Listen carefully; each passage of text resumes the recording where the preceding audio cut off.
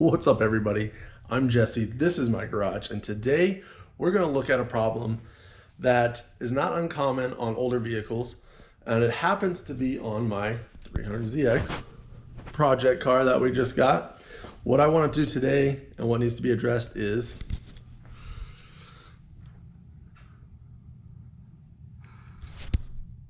the batteries and cable situation on this car is unacceptable. Not only is the battery dead, but as you can see, the cables are in desperate need of repair and replacement. We've got this, this is missing the bolt, the nut, it's not in there, just frayed up, exposed. We've got exposed cable right there. No battery tie down, as you can see, just moving around. The cowl is broken. We'll go over that in another video, but it's just unacceptable. So we've got a replacement battery. We're gonna pull that one out, repair the cables, get new clamps, fix it all up, make it better and reliable so we don't have the problem. So we won't have to worry about that area and it won't be a problem. First thing we need to do is get the old battery out there, take it all apart, see what parts we need to replace, and then get the new ones. All right, so we got our repair parts. We're definitely going to replace this, some of the cables. So I picked up these top post cable savers. I'm just going to slide in there. We'll check that out. I got two, one for the negative, one for the positive. An extra grounding cable for the negative. Some wire wheels to clean up that rust. And then some paint to go ahead and seal it all up. All in all, that cost about $44 to get all that stuff and get this thing repaired. Now, what we have to do first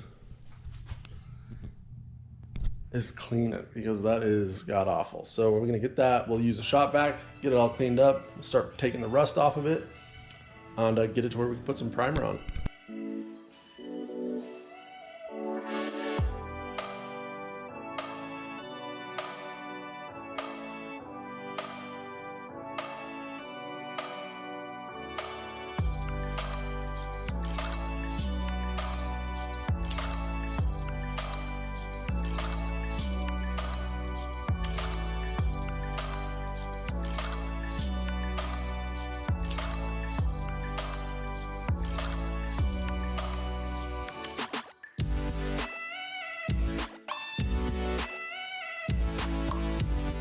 All right, so as you can see, it is a mess down there. Trying our best with the wire brush to get any rust that we can out of there. It's a tight area.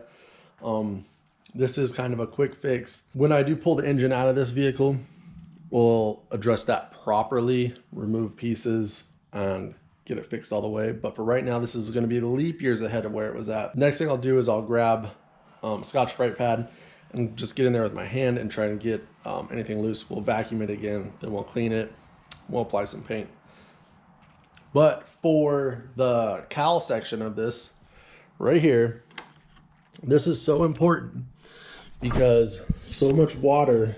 I mean, you wash your car, it rains outside. I don't care if you're not even in a place that rains a lot, but it rains sometimes, right? Or you wash your car and just water just floods down there. And that is part of the problem that contributed to this whole disaster area. There's water coming in, debris going down there, then it sits there, gets soaking wet. Then the water's gone, but the debris is wet, and so it still has moisture just sitting there. Vacuumed out so much of that stuff, vacuumed out so many little pieces of this part that just to see that. And obviously no one has taken the time. Obviously no one's taken the time to even remove those pieces during all the battery changes that this vehicle has went through, or clean this or anything.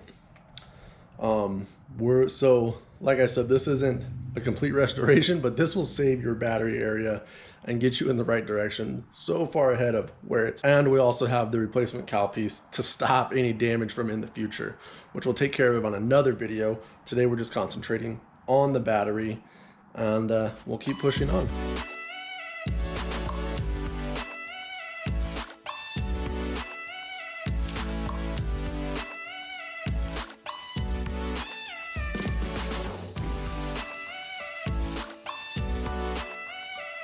So you saw me take the red Scotch-Brite pad and just get in there with my hand.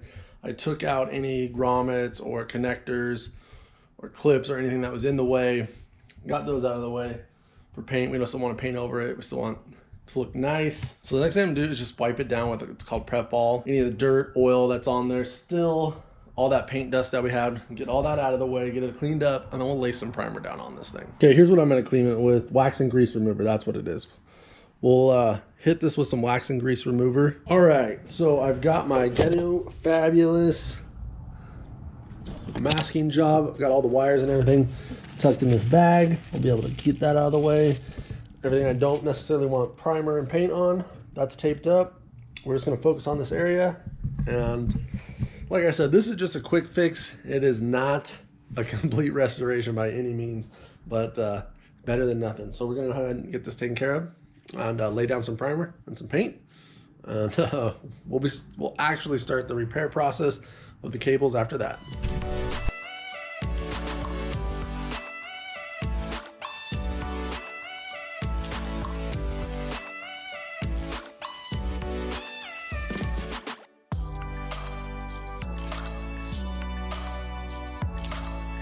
All right, looks like our primer's dry. We've got a few coats on there. Gonna go ahead and get the white paint ready. We'll hit that all with the white, and I actually have some clear too. Go ahead and just clear it, might as well. And should be good, but I think we're ready to start laying down some paint.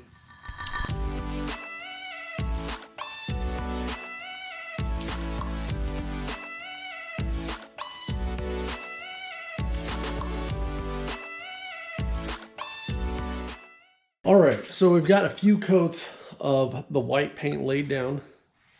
It's looking good, way better than it did. I just happen to have some of this laying around from some previous projects. Then we'll come back, hit it with a couple of coats of this just because I have it. All right, so we've got some clear put on, we got some paint put on, we got some primer put on. We got it cleaned up. It's looking good. I went ahead and unmasked everything.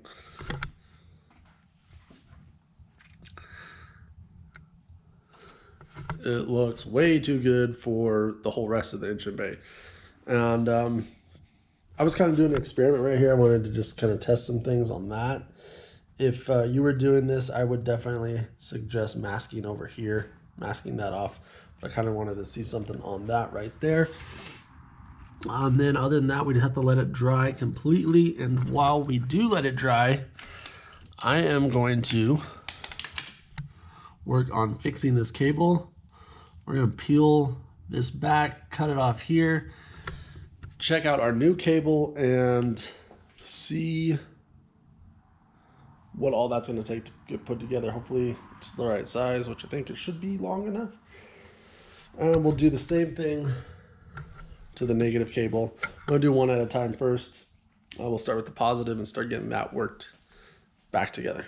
All right, so I've got it, went ahead and stripped our wire back, cut out all the wire that was previously dirty or exposed, and then prep this wire to be inserted into here. And then honestly, we just clamp this down on here, and then we'll have a new cable. Boom. All right, so we've got our positive cable all put back together. This cord had been cut, prepped, and then installed inside the new one. We got our bolt tightened down there. Apply pressure to both sides, make sure it's not going to slip apart. If it comes apart, you want it to come apart now rather than later. So once you have make sure that this is secure, I'm going to go ahead and wrap this in electrical tape right here. Then we can slide this boot back in place.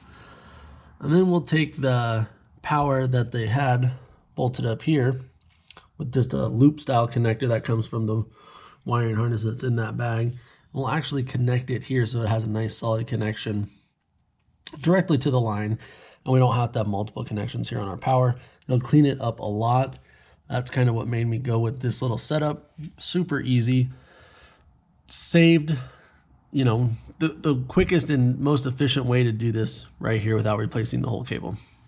We'll do the same thing to the negative. Get rid of this, trim this, all this corroded wire. We'll actually be replacing this whole unit and install one of those as well. All right, so this is that other cable I was talking about. Now, instead of hooking this up through this hook loop, running through here and just having a connection that I'm not happy with and it looks awful, we're gonna go ahead and put it in here. So I'm gonna cut this off, make sure the wire's looking good, prep it, we'll slide in there, crimp it into place, probably throw a little electrical tape on it, and then that is done. And this is obviously way better than when we started. So I'm gonna get that wire done. Then I'm gonna disassemble the negative right here, replace this wire, and start cleaning and prepping this area for the new cable. All right, so we've got that power wire hooked up onto our positive side.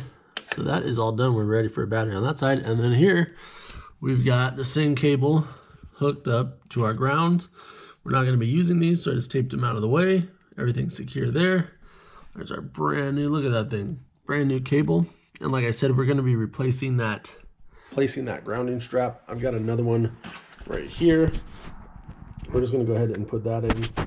That way, just assuring a nice, good, strong ground to the chassis in multiple different points.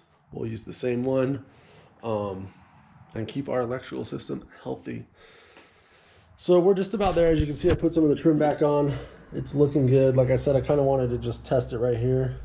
I just wanted to see what it looked like with some nice clean paint underneath there because it is so nasty. It's hard to imagine that that was white under there at one point because, as you can see, I actually rubbed right there while I was working. But yeah, just wanted to kind of see. If you were going to do this, keep it clean line, I would have taped right here, taped it off there, taped it off right there, and not done a little experiment to see what it's going to look like when you paint the whole bay. So we've got our cables replaced. They're back. We replaced that one. That's super easy. It's just this bolt up top. Same way it came off. You're going to put that new one back on. And then really we can put our battery in. I've got a battery tie down and we'll put that in and we're like back to what it should have been. All right, well, there you have it. Our battery is in place. We've got our new cables. Positive, our wire hooked up here to the chassis. Main power wire repaired, extended, and new terminal. Same thing on the negative cable. New terminal, repaired wire, new grounding cable, and we're even able to reuse the factory. Gosh, look at that white versus just how this underneath of this engine bay looks. It's scary.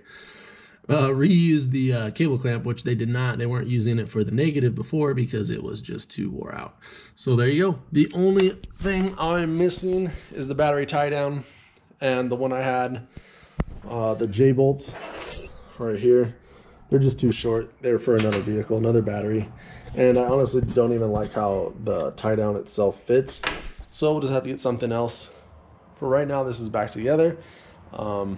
We'll grab a battery tie down, then we'll be back. So you too can save your battery, your car's battery terminals, replace those cables, save those batteries, get it hooked up right. So I literally was looking at one of the ones we took off, and if you could see right there, they couldn't get a good clamp. This thing is garbage. Look how so garbage this thing is. Well, what I've seen people do this, is so sketchy and scary, is they drill or put a bolt or a nut or a screw in here to make it tight. And that's what somebody did on this one at some point, and those terminals are just garbage. Don't do that. Just do the right thing. I mean, this cost $45 worth of parts, a new battery, a couple hours of your time, probably an hour worth of prep since we had to do all the rust removal and paint and prep that, an hour for that. And then, I mean, you could take yourself an hour to do the cable replacement, put the batteries in. The only thing I'm missing that I did not get was a battery tie down. If you have yours, just reuse it. If you have to go get a new one, put it in. It is important that that gets tied down, stays there. You don't want it shaking around, breaking off any of the terminals, loosening itself. These can break. They're just lead. Lead is soft. So if it's shaking around, moving, hitting stuff, they might snap, lose bad connection, back out any bolts, any of that stuff. So make sure to put your battery tie down on. That's my PSA for battery tie downs. This was a battery replacement cable save. I don't even know what exactly to call it. This is the project car. It's getting better every time we work on it. And now we got a new battery, new cables, and I feel positive about that.